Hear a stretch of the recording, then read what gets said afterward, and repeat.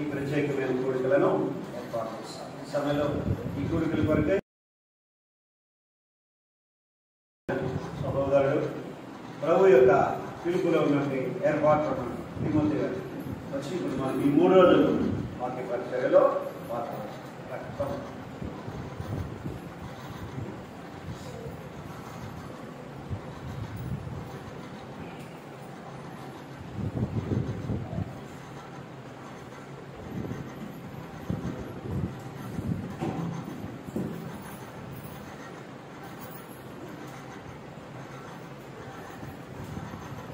అందరికీ ప్రభువును రక్షకుడైన యేసు ప్రభువారి పరిశుద్ధమైన నామంలో హైదరాబాద్ ఎన్టీఆర్ నగర్ సంఘం నుండి మీ అందరికి కూడా శుభాలు వందనాలు తెలియజేస్తూ ఉన్నాం.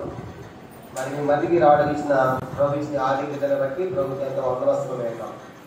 మరి గత 26 సంవత్సరాలుగా ఇక్కడ హోరేబుల దేవుడు అభివృద్ధి పరుస్తూ వచ్చాడు. దినదినానికి కూడా వాటి 27వ వార్షికోత్సవంలో ప్రవేశపెట్టినందుకు గాను మనమంతా ప్రభుకి ఎంతో వందనస్థలమై ఉన్నాం. ఆరంభించింది మొదలుకొని క్రమముగా ఇక్కడ ఎన్ని కార్యాలు జరుగుతూ వచ్చాయో కనుక ఉన్నటువంటి మీ అందరూ కూడా బాగా ఎరుగుతుంది. వాటన్నిటిని తలపోసుకొని మరి చెప్పండి రీతిగా 2 వర్తమానాలు మనం చూద్దాము. మొదటి వర్తమానంలో మరి ఆరాధన కొరకే క్లుప్తంగా కొన్ని సంగతులు చూసి కొద్దిమంది క్లుప్తంగా ప్రభుని ఆరాధించి గణపరుస్తాం. ఎందుకంటే ఆయన గత 27 సంవత్సరాలుగా చేసిన సంఘపక్షముగా మందిర పక్షంగా చేసిన కార్యాలను బట్టి ప్రభుని ఎంతో మనము స్తుతించబద్దులమై ఉన్నాం. దాని సందర్భంగా కొన్ని సంగతులు చూద్దాం. ఆ తర్వాత 2వ వర్తమానం కూడా మనం కలిగి ఉంటాం.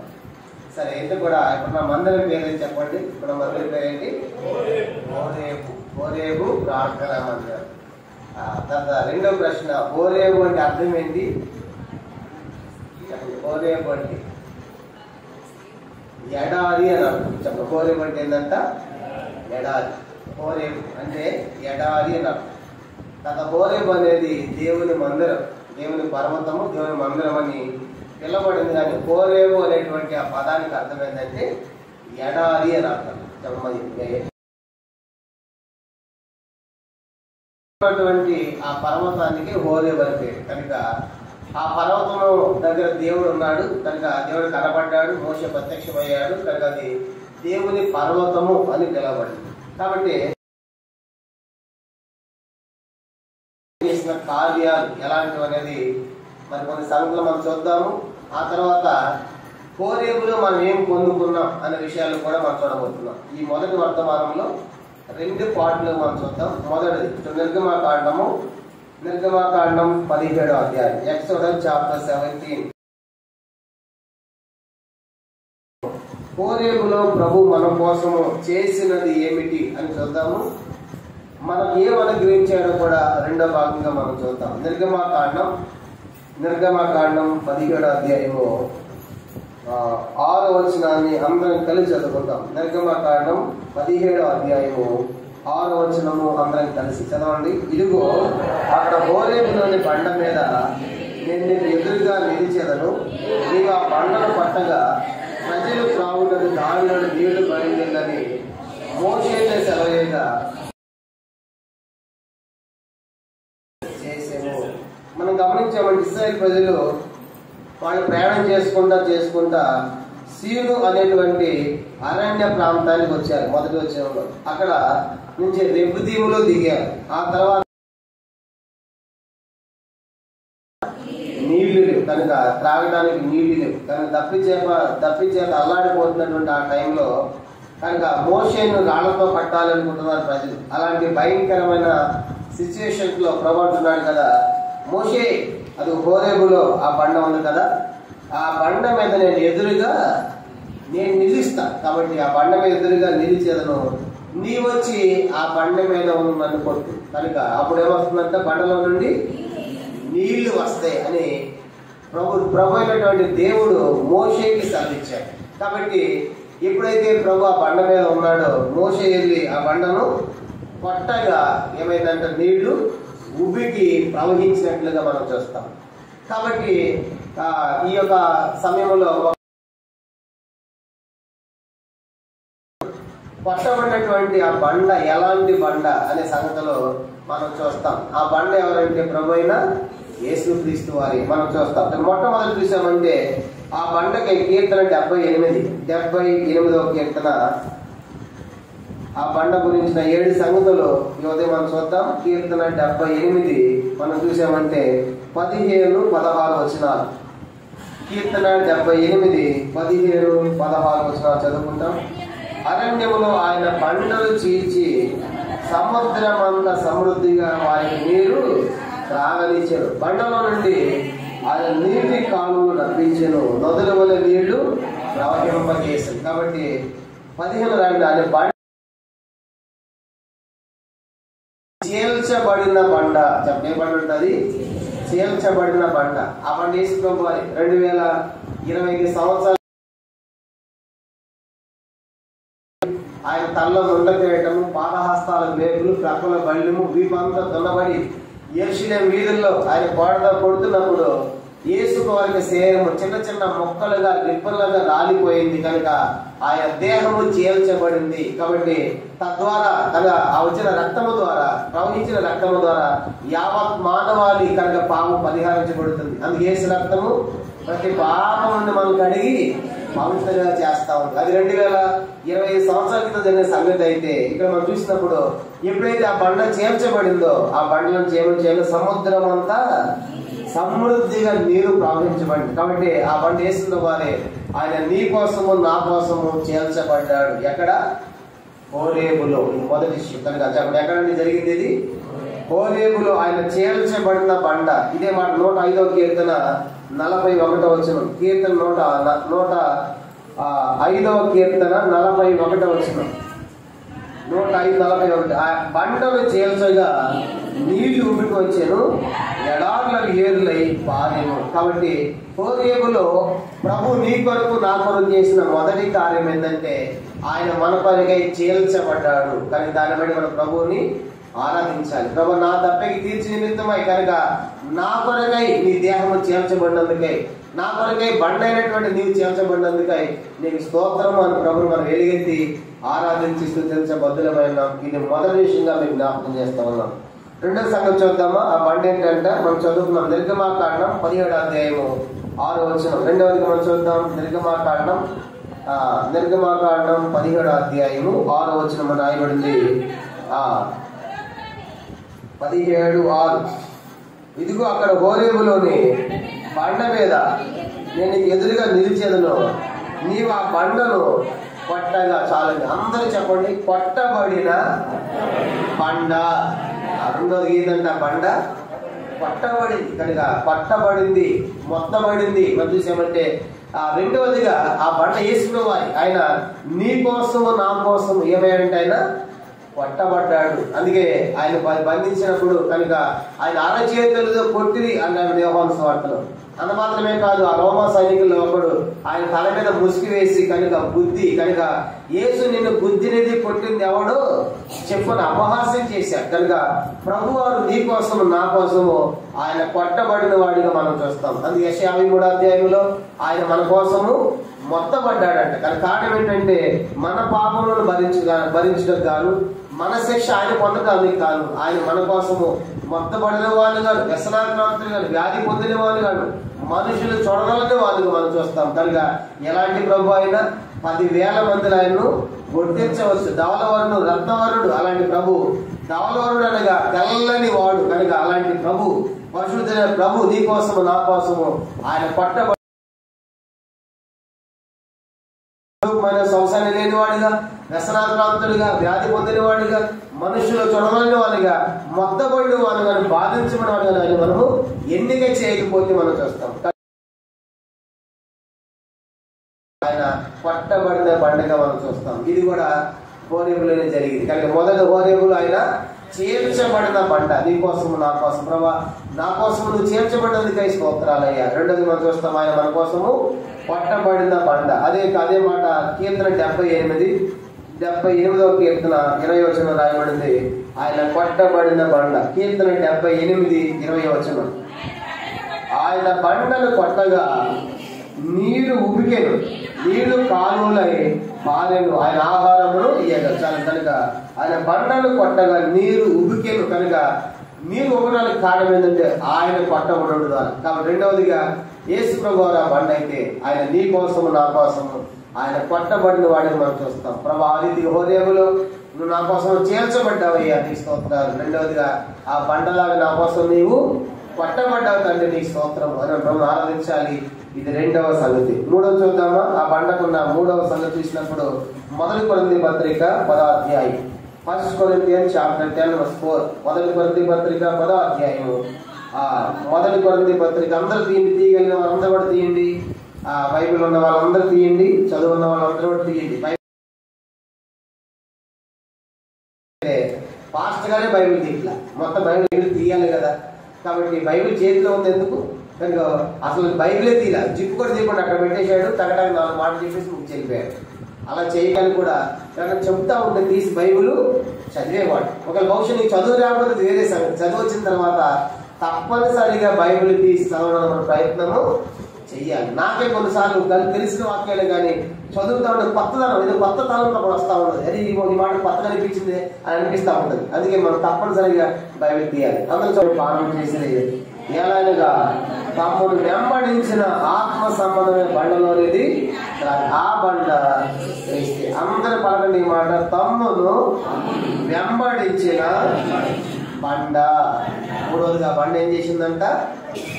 వెంబడించింది ఇశ్రాయేలు ప్రజలు. కనుక ఎక్కడ మళ్ళీ దప్పికవుతుందో, ఎక్కడ దాహం తలమడిస్తారో అని ప్రభు ఆ బండగా ఉండి వాళ్ళు వెంబడించింది. అంటే ఊహించండి, ఇశ్రాయేలు ప్రజలు పోతా ఉంటే వాళ్ళ వెనకాల దొర్లుకుంటా వస్తుంది. ఏంటది? దొర్లుకుంటా వస్తుంది బండ. చూసారా? అంటే ఏం చేస్తుంది ఆ బండ? వారిని వెంబడిస్తా ఉండేలో తన ప్రజలను ఆయన కాపాడు కొరకై అది వెంబడించిన బండగా చూస్తాం. వెంబడించడమే కాదు, దాని అగ్ని స్తంభములు ఉండి, మేఘ స్తంభములు ఉండి వాళ్ళకి దాహము కనుక దాహము అయితే దప్పి తీర్చడానికి ఎండ రాకుండా మేఘ స్తంభం కాను రాట. నెహెమ్యా గ్రంథం 9వ అధ్యాయం, నెహెమ్యా చాప్టర్ 9, నెహెమ్యా గ్రంథం 9వ అధ్యాయం ఎలా వెంబడిస్తుంది ఆ బండ అంటే వారిని? నెహెమ్యా గ్రంథము 9వ అధ్యాయం, నెహెమ్యా గ్రంథం 9వ అధ్యాయము చూడండి. మనం గమనించామంటే మొట్టమొదట మనం చూద్దాము 19వ చదువుకుంటాం. నిర్గమకాండం నెహెమ్యా గ్రంథం 9వ అధ్యాయం. సారమైన కృప కలిగిన వాడే వారిని విసర్జింపలేదు, మార్గము గుండా వారిని కోడుకొని పోటకు పగలు మేఘ స్తంభములోను, దారిలో వారికి వెలిగించినకు రాత్రి అగ్ని స్తంభములోను వారి పై నుండి వెళ్ళక నిలిచేము. చూసారు? కాబట్టి ఆయన వారు ఎడారిలో ఉండగా, ఓరేగులో ఉండగా, ఎడారిలో ఉండగా, అరణ్యంలో ఉండగా దేవుడు వారిని విసర్జించకుండా ఏం చేశాడు? ఆయన అగ్ని స్తంభములో మేఘ స్తంభములో ఉండి నడిపిస్తున్నాడు. ఎందుకు చెప్పాడు అక్కడ? చూడండి, ఎందుకంటే పగలు మేఘ స్తంభములోను కనుక, ఎందుకంటే మార్గము కూడా పోవడానికి, దారిలో వారికి ఏది కూడా రాత్రి అగ్ని స్తంభముగా. 12 చదవండి, 12వ వచనం అయితే క్లియర్గా రాయబడింది. దాంట్లో ఉన్నవాడు అంట ఆ అగ్ని స్తంభములో. నెహెమ్యా 9:12.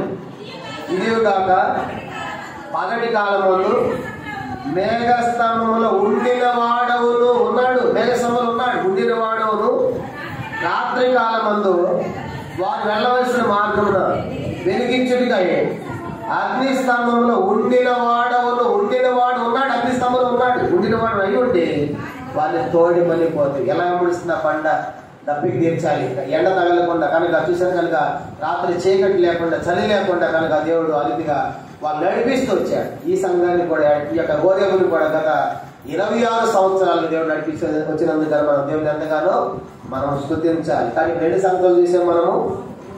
2 సంగతులు. మొదటిది చేర్చబడిన బండ, రెండవదిగా పట్టబడిన బండ, మూడవదిగా వెంబడించిన బండ. 4వ చూద్దాము. 4వ బండ నిర్గమకాండం, ఎక్సోడస్, నిర్గమకాండం 33వ అధ్యాయం, నిర్గమకాండం 33వ అధ్యాయము. దేవుడు మోషేతో చెప్తున్నాడు, ఇదిగో నేను ఆ బండలో ఉంటాను. ఎట్లా ఉందంట ఆ బండ? సమీపముగా ఉన్న బండ. చూడండి, నిర్గమకాండం 33వ అధ్యాయం 21వ వచనం. మరియు యెహోవా ఇదిగో నా సమీపమున ఒక స్థలం ఉన్నది, నీవు ఆ బండ మీద నిలువలేను,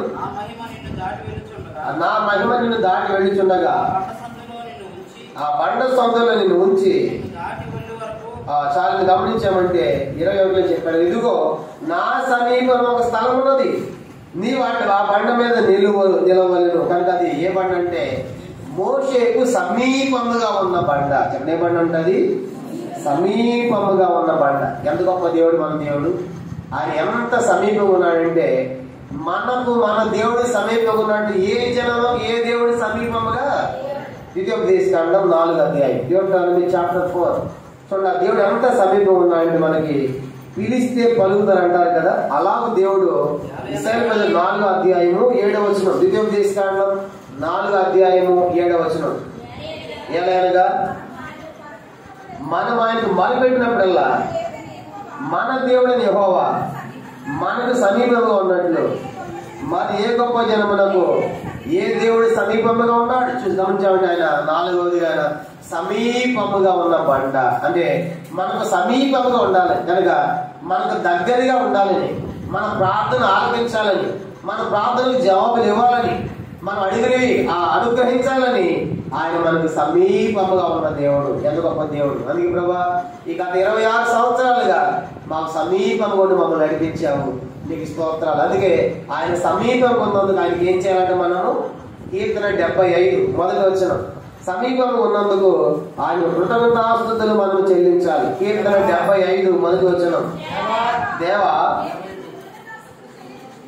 మేము నీకు కృతజ్ఞతాస్తుతులు చెల్లించుతున్నాము, నీవు సమీపముగా ఉన్నావని.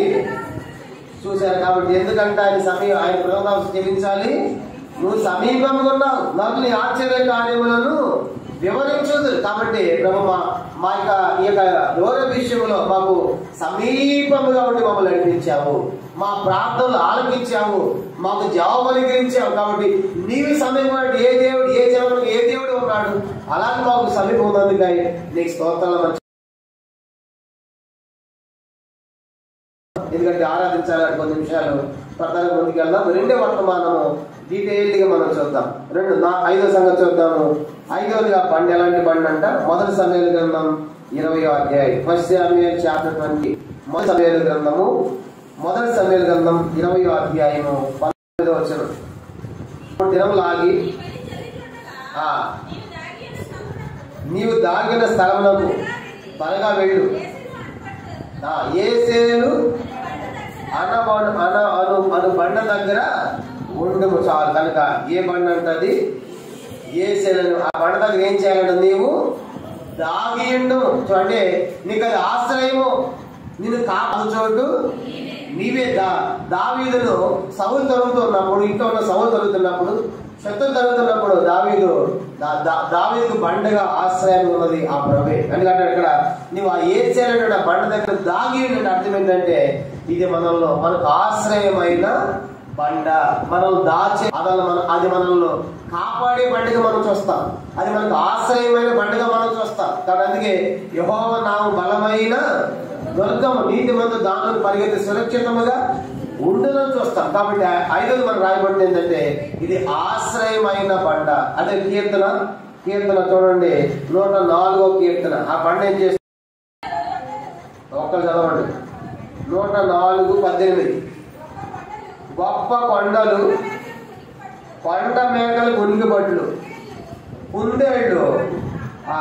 కుందేళ్లకు బండలు ఆశ్రయ స్థానములు. బండలు ఏం చేస్తుంది? కుందేళ్ళకి అవి ఆశ్రయాన్ని కల్పిస్తూ ఉన్నాయి. ఆయన మనకు ఆశ్రయమైన బండ కనుక ఆయన మనకు ఆశ్రయమైన బండగా ఉన్నాడు. కనుక మనకు వచ్చే ఆపదల్లో కష్టాల్లో కూడా ఆయన మనల్ని దాచిపెట్టిన ప్రభుగా మనకు కనబడుతున్నాడు. అందుకే ఆమోస్ గ్రంథం 5వ అధ్యాయము 4లో చెప్పబడింది. ఆమోస్ 5:4 నన్ను ఆశ్రయించండి మీరు బ్రతుకుదురు, నన్ను ఆశ్రయించండి మీరు బ్రతుకుదురు. కాబట్టి ఆ బండ మనకు 5వది తెలియజేస్తా ఉన్నది ఆశ్రయమైన బండ. ఏ బండ అంటే అది ఆశ్రయం. అందుకే మన ఆపదలో, మన కష్టాలు, మన గిరికి ఇబ్బందుల్లో కూడా ఆ బండలో మనం దాచిపెడుతున్నాడు ఆయన. కాబట్టి శత్రువుల బాధ నుంచి, శోధల నుంచి, కష్టాల నుంచి ఆయన తన రెక్కల కింద కోడి బండ ఎలా భద్రపరుస్తుంది అలాగైనా ఆ బండ సందుల్లో ఆయన దాచిపెడుతున్నాడు. అందుకే పరమగీతములు 2వ అధ్యాయం 14 ఏమి చెప్పబడింది? బండ సందుల్లో ఎగురు. ఎందుకు బండ సందులు? సురక్షితం కాబట్టి అక్కడ నీకు భద్రత. దీని క్షేమం చూస్తాం, కానీ బండ సందు సురక్షితమైన ప్రాంతము, క్షేమాన్ని ఆశ్రయాన్ని కలిగజేస్తా ఉంది. కాబట్టి అలాగే హోరేబులో దేవుడి ప్రభా నీవు మాకు ఆశ్రయమైన బండగా ఈ ఎడారిలో ఉన్నందుకై నీకు స్తోత్రం అని చెప్పాలి. ఇది 5వ ప్రాముఖ్యమైన సంగతి. ఆ రోజు చూద్దామా, ఆ బండ నీ కోసం నా కోసం ఏం చేయబడింది? అపోస్తల కార్యములు 4వ అధ్యాయం. అపోస్తల కార్యములు 4:11 ఇల్లు కట్టువారు తృణీకరించిన రాయి ఆయనే, ఆ రాయి మూలకు తలరాయి ఆయన. చాలా అందరూ చెప్పండి, ఇల్లు కట్టువారైనా మీరు తృణీకరించిన రాయి ఆయనే. ఆయన ఏ బండ అంటే తృణీకరించబడిన రాయి, తృణీకరించబడిన బండ. నీ కోసం నా కోసం ఆయన తృణీకరించబడ్డాడు. యెషయా గ్రంథం 53వ అధ్యాయం, చాప్టర్ 53 చూడండి. యెషయా గ్రంథం 53వ అధ్యాయంలో ఆయన మన కొరకై ఆయన తృణీకరించబడినట్టుగా రాయబడింది. యెషయా గ్రంథం 53:5 వచనం. యెషయా గ్రంథం 53వ అధ్యాయము క్షమించండి 3వ వచనం రాయబడింది. 3వ వచనం, అతడు తృణీకరింపబడిన వాడును, ఆయన మనుష్యము విసర్జించబడిన వాడును, వ్యసనాక్రాంతుడుగాను వ్యాధులు మించిన వాడుగాను మనుషులు చూడాలని వాడుగాను ఉండెను. అతడు తృణీకరింపబడిన వాడు కనుక మనం అతను ఎన్నిక చేయకపోతే చూసాను. గమనించబడ్డ ఆయన మన కొరకే తృణీకరించబడ్డాడు.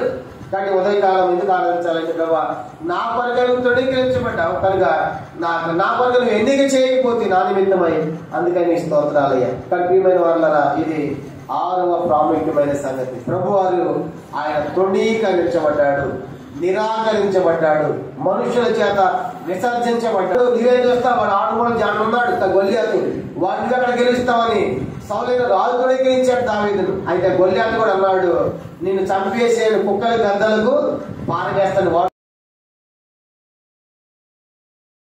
దేవుడి దృష్టిలో కోరుకొనబడ్డ వ్యక్తి, ఎన్నుకొనబడ్డ వ్యక్తి. ఉదయకాలం ప్రభు ఎందుకు ఆనందించాలంటే ప్రభు నువ్వు నా నిమిత్తమై ఆ కలవరిలో తృణీకరించబడి. ఇది 6వ బండ, 6వ రాయి, తృణీకరించబడ్డాడు నీ కోసం నా కోసం. 6 సంగతులు చెప్పాను. మొదటిది ఏంటి? చేర్చబడిన బండ. రెండోది ఏంటి? పట్టబడి మనకు సమీపంగా ఉన్న బండ. 5వదిగా మనకు ఆశ్రయం. సమీపంగా ఉండమంటే మన ప్రార్థనకి జాబ్ ఇవ్వటం అంత, మన ఆశ్రయం అంటే మనల్ని కాపాడటం, మనకు భద్రత ఇవ్వటం అంత మాత్రమే. యెషయా గ్రంథం 28వ అధ్యాయం. యెషయా గ్రంథము 28వ అధ్యాయము 16వ వచనం. హోరేబులో పట్టబడిన బండ. 28:16. యెషయా గ్రంథం 28:16. ప్రభువు యెహోవా ఇలా సెలవిస్తున్నాడు, సీయోనులో పునాదిగా రాత్రి వేసిన వాడును నేనే, అది పరిశోధింపబడిన రాయి, అమూల్యమైన రాయి, అది బహుస్థిరమైన పునాదిన మూల రాయి అన్నది. విశ్వసించేవాడు కలవరపడు. అందరూ చెప్పండి నాతో మాట, అది పరిశోధింపబడిన రాయి. అది నీ కోసము నా కోసము శోధించబడ్డాడు, పరిశోధించబడ్డాడు. అందుకే ఆయన నిలిగెత్తి ఆదరించాలి. ప్రభా నా కోసం నువ్వు శోధించబడ్డావు, పరిశోధించబడ్డావు, పరిశోధించబడ్డ బండగా నీ ఉన్నదిగా స్తోత్రం అని మన ప్రభువుని ఎలుగెత్తి నువ్వు ఆరాధించాలి. ఇవన్నీ కూడా హోరేబులో ఆ బండ దగ్గర పట్టబడిన ప్రభువు గురించి మనం చూసాం. అయితే ఇప్పుడు హోరేబులు మనం ఏం పొందుకున్నాం? హోరేబులు అలా ప్రభు పట్టబడడం ద్వారా మనకి ఏం అనుగ్రహించాడంటే 5 ఆశీర్వాదాలు మనకు ఉన్నాయి. 5 చూసి మనము ఆరాధిస్తాం. మొట్టమొదటిగా చూడండి, హోరేబులు పొందిన మొదటి ఆధిక్యత మనం ఏంటది? నిర్గమాకాండ 33వ అధ్యాయం. Exodus chapter 33. హోరేబులో ప్రభు పట్టబడడం ద్వారా మనం పొందిన మొదటి ఆధిక్యత లేకుంటే ఆశీర్వాదాలు 5 సంగతులు చూద్దాం. మొట్టమొదటిది నిర్గమాకాండ 33వ అధ్యాయము 6వ వచనం. అందరం కలిసి 33:6 అందరూ చదువుదాము ఈ మాట. 33:6 చదవండి. కాబట్టి ఇశ్రాయేలు హోరేబు కొండ యొద్ద తమ ఆభరణములను తీసివేసిరి. అప్పుడు దాకా చాలా ధరించుకున్నారు, చాలా పెట్టుకున్నారు కనుక మొక్కి చెవికి కాలికి అబ్బాయిని తగ్గించుకుంటారు కనుక ఇప్పుడు కూడా చూడండి కనుక ఎక్కడ కాలికి అలా తగ్గించుకోవడమే. కానీ ముక్కంట చెవికంట కాలుగంట ఆభరణాలు ఎందుకు తీసివేశారు ఇక్కడ అంటే 32వ అధ్యాయంలో మోషే కొండ ఎక్కాడు. కొండ ఎప్పుడు ప్రభుత్వం ఉన్నప్పుడు వాళ్ళు వచ్చారు. ఆ మోసే అన్నారు, ఏమైనా మాకు తెలియదు, మాకు దేవుడిని చెప్పినప్పుడు అహరోను భయపడి మీ బంగారం అంతా అగ్ని నీ ప్రజలు నేడు మిమ్మల్ని మిమ్మల్ని ఆస్వాదించినట్లు మీలో ప్రతివాడు తన కుమారుని మీద పడియే గాని తన సహోదరులను మీరు యెహోవా పక్షపు వారైన ఎడల ఆమె చూడండి. అమ్మ చెప్తాడు, ఎవరు యెహోవా పక్షంగా ఉన్నారో అట్లాంటి వాడి పని చేయాలి అని అంటారు కనుక చదువుకున్నామంటే యెహోవా పక్షం ఉన్నటువంటి వాడు అలాగే చేయాలని చెప్పిన తర్వాత వాళ్ళు ఏం చేశారంట, కుమార్తెను చూడకుండా మేము యెహోవా పక్షంగా ఉంటాం. 25 చదువుదాము. 25 వచనం చూడండి. ప్రజలు వెచ్చగెడుతున్న మోసే చూచును వారి విరోధులు ఎడతారు. అవునా, అది కాదండి. 26 అందుకు మోషే పాలెం యొక్క ద్వారము నిలిచి యెహోవా పక్షం ఉన్న వారందరూ నా ఎదుట రండి అనగా ఆ లేవీయులందరూ కూడా వచ్చి వీళ్ళందరూ ఏం చేశారంట, మీరు యెహోవా పక్షంగా ఉండేవాళ్ళు అయితే అదిగో ఆ యొక్క విగ్రహం చేశారు కదా, దూడలు చేశారు కదా బంగారంతో, వాళ్ళందరూ ఏం చేయాలంట, సంహరించమన్నాడు. అప్పుడు కొంతమంది లేచారు, మేము యెహోవా పక్షంగా ఉంటాం, మేము దేవుని ప్రతిష్ఠ చేసుకుంటాం, దేవుని కోసము ప్రతిష్ఠ చేసుకున్నారు. అది 33:6 ఏమైందంటే ఇక మా యొక్క ఈ ఆవరణలు ఉండటానికి వీలు లేదు, ఎందుకంటే మేము దేవుని పక్షపు వారం, మేము ప్రత్యేకంగా ఉండేటువంటి వారం, మేము ప్రతిష్ఠించబడిన వారం అని చెప్పేసి వాళ్ళు ఆ ఆభరణాలు తీసివేశారు. ఇదేం తెలియజేస్తుందంటే హోరేబులో ప్రత్యేకత, సపరేటెడ్ చెప్పండి, ఏంటంటే వారి నుంచి వేరైపోయారు కనుక మేము దేవుని పక్షంగా ఉంటాం అనే మొదటి సంగతి మనకి హోరేబు తెలియజేస్తా ఉంది. కానీ హోరేబులో వాళ్ళ ఆభరణాలు తీసివేయటం అంటే మేము ప్రత్యేకమైన జనం. 2 కొరింథీ పత్రిక 6వ అధ్యాయం 14-18 వచనాలు రాయబడింది. 2 కొరింథీ పత్రిక 6వ అధ్యాయం 14-18 నీతికి దుర్నీతితో ఏమి సాంగత్యము, చీకట్లకు వెలుగు లేకపోతే క్రీస్తునకు బెలియాలి ఏమి సంబంధం, మీరు జీవము గల దేవుని ఆలయమై ఉన్నారు కనుక అందుకు దేవుడు ఎలా సెలవిస్తున్నాడు, నేను మీలో సంచరిస్తాను, మీకు దేవుడిగా ఉంటాను, మీకు కుమార్తెలు ఉన్నారంటే మీరు వారి మధ్య నుండి బయలువెడలి ప్రత్యేకముగా ఉండండి. చూశారు కాబట్టి అందుకే మనం ఆరాధించాలి. ప్రభు ఈ దినము నన్ను లోకములో నుంచి నీ పక్షముగా నన్ను ప్రత్యేకించుకున్నందుకు హోరేబులో నీకు స్తోత్రం. ఈరోజు మనం అంతే అవడమంటే దేవునికి ప్రతిష్ఠితమైన జనము, ప్రత్యేకమైన జనము. భూమి మీద ఉన్న సమస్త జనముల కంటే మీరు తక్కువే, కానీ మీరు నాకు యాజక రూపమైన ప్రతిష్ఠితమైన జనం అని దేవుడు సెలవిస్తూ వచ్చారు. చూశారు కాబట్టి మొట్టమొదటిగా హోరేబులో మనకు దొరికిన మొదటి ఆధిక్యత ఏంటంటే లోకము నుంచి పాపము నుంచి వేరు చేసి మనల్ని ప్రత్యేకించుకున్నాడు. అందుకే మనం ప్రభువుని ఆరాధించాలి. ఇది మొదటి ఆధిక్యత. రెండోది చూద్దామా, రెండవది ద్వితీయోపదేశకాండం 4వ అధ్యాయం. హోరేబులో కలిగిన రెండవ ఆధిక్యత ద్వితీయోపదేశకాండం 4వ అధ్యాయము 10వ వచనం చదువుకుంటాం. ద్వితీయోపదేశకాండం 4:10 చూడండి. నీ హోరేబులో నీ దేవుడైన యెహోవా సన్నిధిని నిలిచి ఉండగా, చాలండి అందరూ చెప్పండి ఈ మాట, నీవు హోరేబులో నీ దేవుడైన యెహోవా సన్నిధిని నిలిచి ఉండగా. రెండోదిగా హోరేబు ఎప్పుడైందంట దేవుని ఎంత గొప్ప ఆధిక్యత, చెప్పించబడిన వారు తన మందిరం రావడానికి కూడా మన అర్హత యోగ్యత లేనివారు, అలాంటి మనల్ని 60 ధన్యుడు కాబట్టి మనం ఏర్పరచుకున్నాడు, మనం చేర్చుకున్నాడు. ఈరోజు ఆయన సన్నిధిలో నిలిచే భాగ్యము మనకు అనుగ్రహించాడు. హోరేబు దేవుని సన్నిధిని తెలియజేస్తా ఉంది. కానీ మొట్టమొదటి హోరేబు ప్రత్యేకత చూపిస్తా ఉంది. రెండోదిగా హోరేబులో మనకు నీ సన్నిధి మాకు అనుగ్రహించావు, నిలిచుండి అని చూస్తాం. కాబట్టి దేవుని సన్నిధిలో ఉండటము ఎంత గొప్ప భాగ్యం. అందుకే జకర్యా గ్రంథం 12 రాయబడింది కదా, కనుక నా సన్నిధిలో నిలిచే భాగ్యము నీకు ఇత్తుడు. కాబట్టి రెండవది ప్రభు హోరేబులో నీ సన్నిధి మాకు అనుగ్రహించావు, నీ సన్నిధిలో సంతోషం చేత తృప్తిపరుస్తున్నావు, అందుకని నీ స్తోత్రాలు. ఇది రెండవ ప్రాముఖ్యమైన ఆధిక్యత. మొదటి హోరేబులో మనం ప్రత్యేకించాడు దేవుడు కనుక హోరేబులు ప్రత్యేకత తెలియజేస్తా ఉంది. మనం ప్రత్యేకించబడి పరిశుద్ధపరచబడిన ప్రజలను చూపిస్తుంది హోరేబు. రెండవది దేవుని సన్నిధి కలిగి ఉన్నటువంటి ప్రదేశం. రెండోది. మూడోది చూద్దామా, అదే ద్వితీయోపదేశకాండం 4వ అధ్యాయము చూడండి 15వ వచనం. ద్వితీయోపదేశకాండం 4వ అధ్యాయం 15వ వచనం. హోరేబులో యెహోవా అగ్ని జ్వాలల మధ్య నుండి మీతో మాట్లాడిన దినమున మీరు ఏ స్వరూపమును చూడండి. అందరు పలకండి మాట. హోరేబులో యెహోవా అగ్ని జ్వాలల మధ్య ఉండి మీతో మాట్లాడిన దినము. హోరేబ్ అనేది దేవుడు మాట్లాడే స్థలం. చెప్పండి, హోరేబ్ అనేది దేవుడు మాట్లాడే స్థలం. ఎందుకో బాధ్యత కనుక దేవుని సన్నిధికి వచ్చినప్పుడు ఆ హోరేబులు ఆయన మనతో మాట్లాడుతున్నాడు. ఈయన మాట్లాడే దేవుడు కాబట్టి చదువుకో బాధ్యత. ప్రభా, నువ్వు ప్రతి దినము కూడా కనుక నీ స్వరము చేత ఎట్లా మాట్లాడతాడు? ఆయన వాక్యం ద్వారా మాట్లాడతాడు, ప్రార్థనలో మాట్లాడతాడు, పరిశుద్ధ ద్వారా మాట్లాడతాడు, ప్రవక్తల ద్వారా మాట్లాడతాడు. తనకి పలు పలు విధాలుగా నానా విధాలుగా ఆయన మాట్లాడే దేవుడు. ఈ దినాల్లో తన కుమారుని అంతమందు కుమారుని ద్వారా మనతో మాట్లాడిన దేవుడు. కాబట్టి అందుకే హోరేబులో ఆయన మాట్లాడడం అంటే ఆయన స్వరాన్ని మనకు వినిపిస్తా ఉన్నాడు. ఎందుకు బాధిక్యత కాబట్టి మనం ప్రత్యేకపరిచాడు హోరేబు. రెండవది హోరేబు ఏం తెలియజేస్తామని చూసుకున్నాము, దేవుని సన్నిధి తెలియజేస్తా ఉంది. మూడవదిగా ఆ సన్నిధిలో ఆయన మాట్లాడే దేవుడికి మనకు కనబడుతున్నాడు. ఇంతవరకు కూడా మాతో మాట్లాడావయ్యా, మమ్మల్ని నడిపించావు దేవని స్తోత్రము అని అడిగితే ఆరాధించాలి. ఇది మూడవది. చూడండి, ద్వితీయోపదేశకాండం 5వ అధ్యాయం, డ్యూటరానమీ చాప్టర్ 5, ద్వితీయోపదేశకాండం 5వ అధ్యాయము. హోరేబులో మనకి ఇచ్చిన ఆధిక్యత ఆ 4వ చూద్దాం. 5వ అధ్యాయము 2వ వచనం. ద్వితీయోపదేశకాండం 5వ అధ్యాయం 2వ వచనం. మన దేవుడు యెహోవా హోరేబులో మనతో నిబంధన చేసెను. అందరూ పలకండి మాట. మన దేవుడైన యెహోవా హోరేబులో మనతో నిబంధన చేసెను.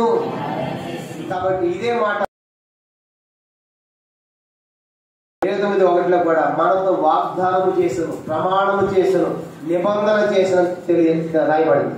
కాబట్టి ఈ నిబంధన, వాగ్దానము, ప్రమాణం ఏం చేస్తా ఉందంటే ఆయన ఇచ్చే వాగ్దానాలు తెలియజేస్తా ఉంది. ఈ దేవుడు ఎట్లాంటి వాడంటే వాగ్దానము చేసిన వాడు నమ్మదగిన వాడు. హెబ్రీ పత్రిక 10వ అధ్యాయం 23 చెప్పబడింది. కనుక ఈయన నమ్మదగిన వాడు. ఆయన ఒక వాగ్దానం చేశాడంటే తప్పనిసరిగా దానిని నెరవేర్చేవాడు. ఆయన నరపుత్రుడు కాడు, మనుష్యుడు కాడు.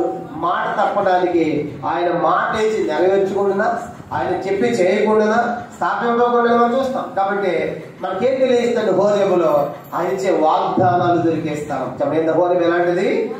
వాగ్దానం. అక్కడ ఇక్కడ వచ్చిన దేవుడికి వాగ్దానాలు ఇస్తాడు, ఆశీర్వదిస్తాడు. అంత మాత్రమే కాదు, వాటిని ఏం చేయాలి చెప్పండి?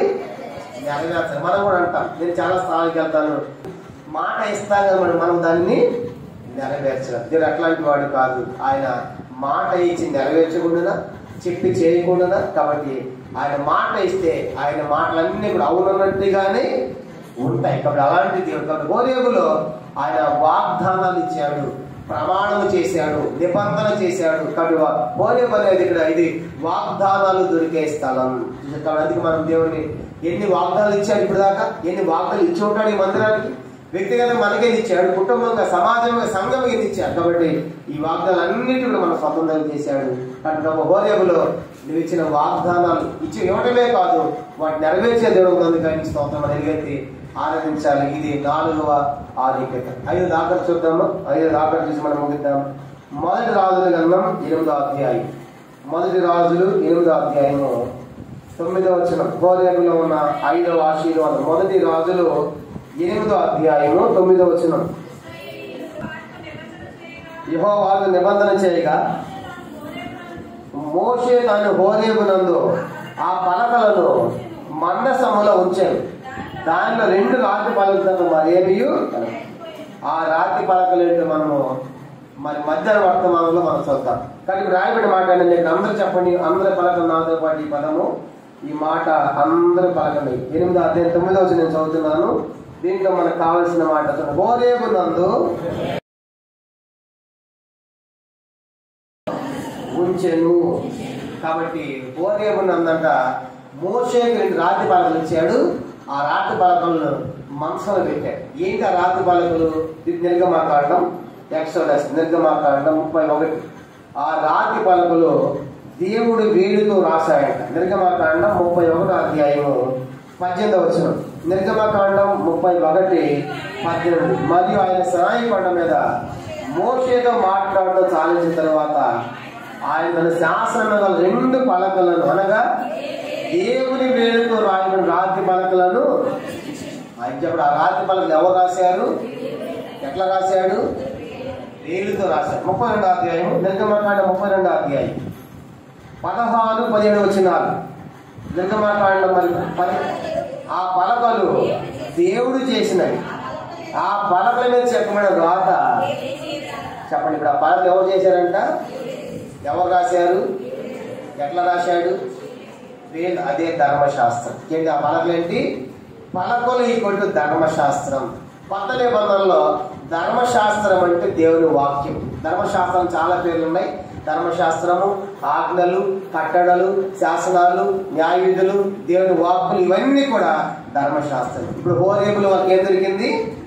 ధర్మశాస్త్రం దొరికింది, వాక్యము దొరికింది. కనుక హోరేబు అంటే రాతి పలకలు ఉన్న స్థలం, ధర్మశాస్త్రం ఉన్న స్థలం, వాక్యం ఉన్న స్థలం. కానీ మనకి ఎక్కడున్నటువంటి మనం ఎలా తీసుకొచ్చారు? ఆయన పట్టబడుడు ద్వారా హోరేబు మనకి ఆదికి ఎంత గొప్పవి. ప్రభా మమ్మల్ని లోకంలోకి మనం ప్రత్యేకపరిచాము. రెండవది ప్రత్యేకపరచడమే కాకుండా మీ సన్నిధి మాకు మాట్లాడుతున్నావు. మాట్లాడటమే కాకుండా మాకు వాగ్దానాలు ఇచ్చావు. వాగ్దానాలు ఇవ్వడమే కాదు, మాకు ధర్మశాస్త్రం ఇచ్చావు, వాక్యం ఇచ్చావు. ఎంతో మందికి ఎన్నో ప్రదేశాలు ఇంకా వారి సొంత భాషలో బైబిల్ లేదు. కానీ ఈరోజు మన చేతిలో మన సొంత భాషలో ధర్మశాస్త్రం, దేవుని యొక్క వాక్యం రావడం ఎంత గొప్ప ఆధిక్యత మనం. కాబట్టి ఇవన్నీ కూడా ఎక్కడ దొరికాయి? హోరేబులు. ఎక్కడ దొరికాయంట?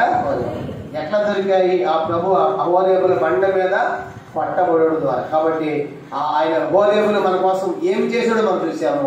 హోరేబులు మనకు ఏం అనుగ్రహించడో చూస్తూ వచ్చాం. కాబట్టి ఈ 2 తలపులు మన మనసులో పెట్టుకుని ఆ ప్రభు చేసిన కార్యం ఆయన చేర్చబడిన బండగా, పట్టబడినటువంటి బండగా, ఆశ్రయమైన బండగా, సమీపమైన బండగా, ఎలాగైనా మన కొరకు చేసిన కార్యాలు చూసాము, మనకు అనుగ్రహించినటువంటి ఆధిక్యతలు చూసాము. కాబట్టి 2 తలపోసుకుని కొన్ని నిమిషాలు ఆ యొక్క వాక్యాన్ని దీవించును గాక. ఆమేన్.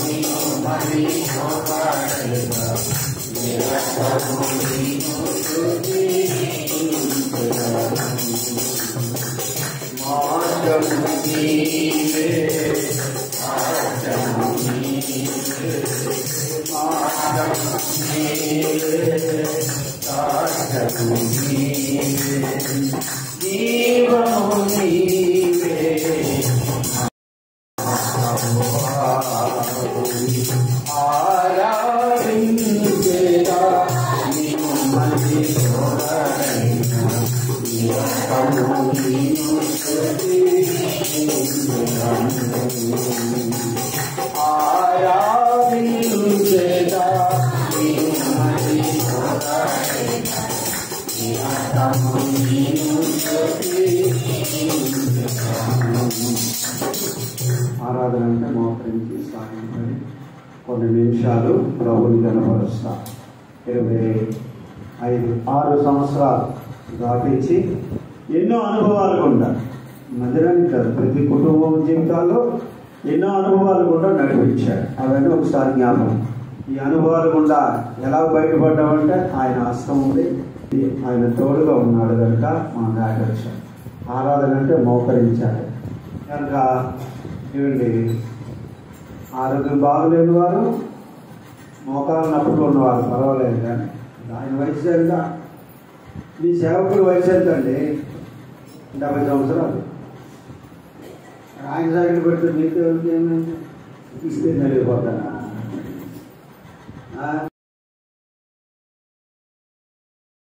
బాగుంటే సైకిల్ పెట్టడానికి ఏముంటుంది?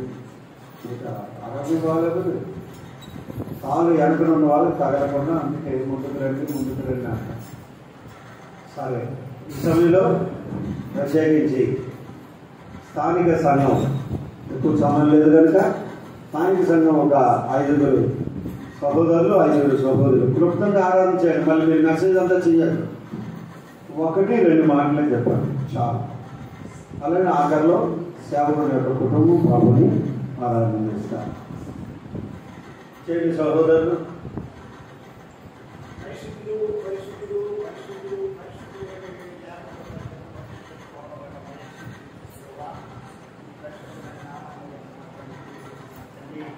ఆరు సంవత్సరాలు నా తల్లి 76 సంవత్సరాలు నా తల్లి నీ గాయపడాల్సిన భద్రపరచడం బండగా మారిపోయారు. నా ఎంత అనేక ఏదాలకు మా వారిని కష్టాలు ఇబ్బందులు సాధనలో మేము పోయి వచ్చిన సాధన సమస్తం పొంది అతను బండ అయిపోయాము. మందిలో